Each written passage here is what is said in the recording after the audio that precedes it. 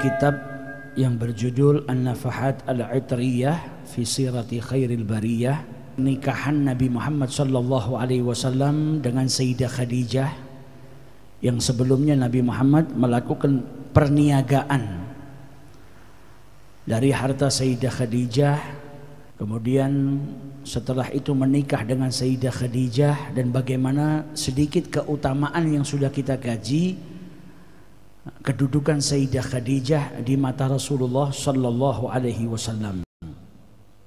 Kemudian pada kesempatan yang lalu kita juga sudah kaji bab yang menjelaskan tentang tajdid bina al-Ka'bah atau renovasi Ka'bah. Saat itu Nabi Muhammad sallallahu alaihi wasallam terpilih sebagai seseorang yang mengangkat Hajar al-Aswad, dan bagaimana kebijaksanaan Nabi sallallahu alaihi wasallam yang mengajak setiap suku memegang kain yang di tengahnya Hajar Aswad dan diangkat bersama-sama agar semuanya mendapatkan kemuliaan daripada pengangkatan Hajar Aswad.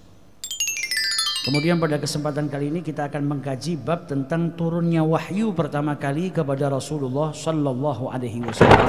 Dan ketika usia Rasul sallallahu alaihi wasallam masuk ke usia 40 tahun, maka beliau diutus oleh Allah Subhanahu wa taala untuk membawa kabar gembira, juga peringatan untuk alam semesta. Dan wahyu pertama atau permulaan Nabi sallallahu alaihi wasallam menerima wahyu ar-ru'ya as-salihatu fin naum, yaitu mimpi baik yang beliau dapati di dalam tidur. Fakana la yara ru'yan illa ja'at mithla falakis subhi, dan beliau tidak mimpi kecuali mimpi itu jelas sekali.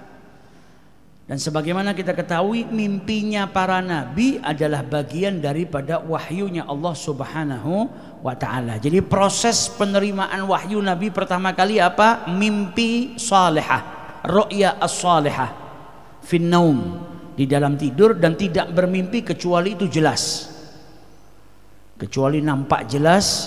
Dan apa yang di dalam mimpinya Rasul sallallahu alaihi wasallam dan mimpinya para nabi itu juga wahyu daripada Allah Subhanahu wa ta'ala. Kemudian para ulama juga menjelaskan proses penerimaan wahyu atau turunnya wahyu kepada Nabi Muhammad sallallahu alaihi wasallam, yaitu melalui perantara Jibril. Malaikat Jibril datang kepada Nabi Muhammad dengan sosok aslinya sebagaimana diciptakan oleh Allah Subhanahu wa ta'ala. Kemudian Jibril juga terkadang datang kepada Rasul sallallahu alaihi wasallam dengan sosok manusia yang kebanyakan beliau menyerupai sahabat Nabi yang bernama Dahiyah. Jadi Dahiyah itu sahabat Nabi yang tampan. Jadi terkadang Jibril turun kepada Rasulullah dengan sosok manusia, menyerupai sosok manusia, yaitu salah seorang daripada sahabat Rasul sallallahu alaihi wasallam yang bernama Dahiyah. Dan juga proses penerimaan wahyu, terkadang Nabi Muhammad juga menerima wahyu langsung dari Allah Ta'ala. Dan juga ada wahyu yang diterima oleh Allah bukan di bumi, bukan di dunia ini, tapi ketika beliau Mi'raj langsung menerima wahyu seperti perintah sholat dari Allah Subhanahu wa ta'ala. Nah, ini penjelasan para ulama proses penerimaan wahyu Nabi Muhammad SAW. Adapun yang pertama yaitu mimpi baik yang dilihat oleh Rasul SAW, dan setiap kali mimpi jelas, mithla falakis subh. Kemudian dilanjutkan di sini, thumma hubbiba ilaihi al-khala. Kemudian Nabi sallallahu alaihi wasallam di masa-masa itu beliau banyak, sebelum menerima wahyu, beliau itu setelah mimpi yang salehah, sebelum menerima wahyu dari malaikat Jibril, Nabi Muhammad sallallahu alaihi wasallam suka menyendiri, ikhtila anin nas, menjauh daripada kebisingan dunia, menjauh daripada manusia, uzlah, khalwah di gua Hira, bi ghari Hira, fayatahannatsu fihi wa huwa ta'abbud. Jadi beliau bukan cuma tidur-tiduran, tapi beliau beribadah di situ, memikirkan ciptaan Allah, bertafakkur. Yang dipilih sama Nabi sallallahu alaihi wasallam adalah Ghar al-Hira atau gua Hira. Nah, di salah satu khalwahnya Nabi, disitulah Nabi Muhammad sallallahu alaihi wasallam mendapatkan wahyu daripada Allah Subhanahu wa taala. Syekh Muhammad Sa'id Ramadhan Al-Buti menjelaskan, ketika Nabi Muhammad sudah mulai sering khalwat, itu terkadang beliau 10 hari di gua, terkadang sampai 1 bulan, kemudian turun pulang ke rumah istrinya Sayyidah Khadijah, duduk beberapa hari dan kemudian mengumpulkan lagi bekalnya untuk naik ke atas gua dan khalwah di sana, menyendiri daripada kebisingan dunia, di mana saat itu penduduk Mekah ya ngabiskan waktunya untuk berniaga, cari uang.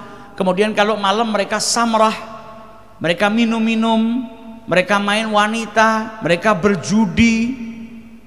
Jadi kehidupannya kehidupan yang tidak baik. Nabi Muhammad menjauh daripada itu semua.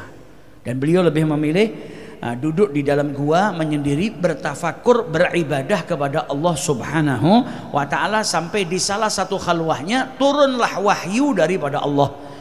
Jibril datang kepada Nabi Muhammad membawa wahyu daripada Allah Subhanahu wa ta'ala. Dan khalwah ini penting. Khalwah berdua-duaan, seseorang berdua-duaan dengan Allah Subhanahu wa ta'ala itu perkara yang penting. Setiap muslim hendaknya dia memiliki kebiasaan seperti itu, memiliki waktu hanya untuk dirinya dengan Allah, berdua-duaan dengan Allah Subhanahu wa ta'ala.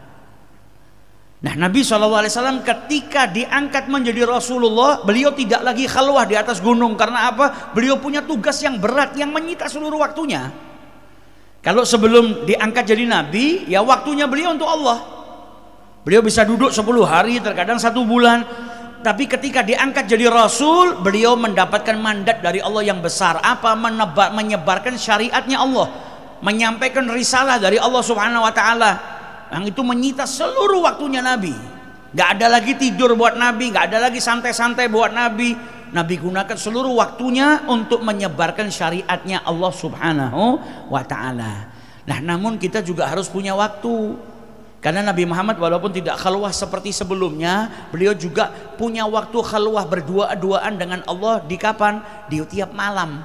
Beliau bangun malam bertahajud kepada Allah Ta'ala. Nah, itu penggantinya khalwah yang lama tadi.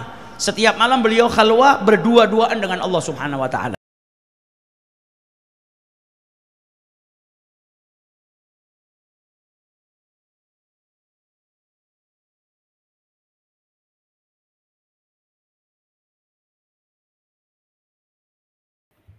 Jadi Al-Quran standar yang kita miliki itu produk tahun 1924. Ya.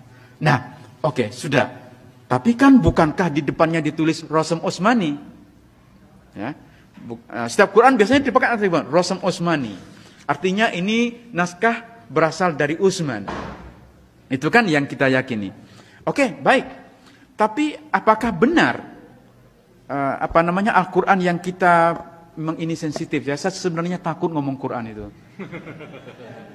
Iya, atau kita skip Qurannya karena ini kitab suci yang paling sensitif kita omongin. Ntar saya dibilang ini kok mengkritik Al-Quran. Saya tidak mengkritik Al-Qurannya ya. Ini harus Anda pahami. Yang saya persoalkan itu adalah sejarahnya, sejarah teks, pemahaman historis kita tentang bagaimana Al-Quran ini terbentuk.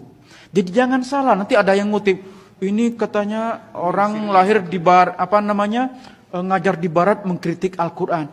Tidak benar, saya tidak mengkritik Al-Quran.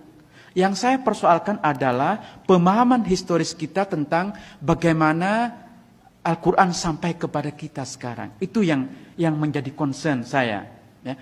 Jadi seperti halnya kitab-kitab suci agama lain, Al-Quran pun sebenarnya formasinya atau kanonisasinya menjadi kitab yang ada sekarang itu terjadi secara gradual.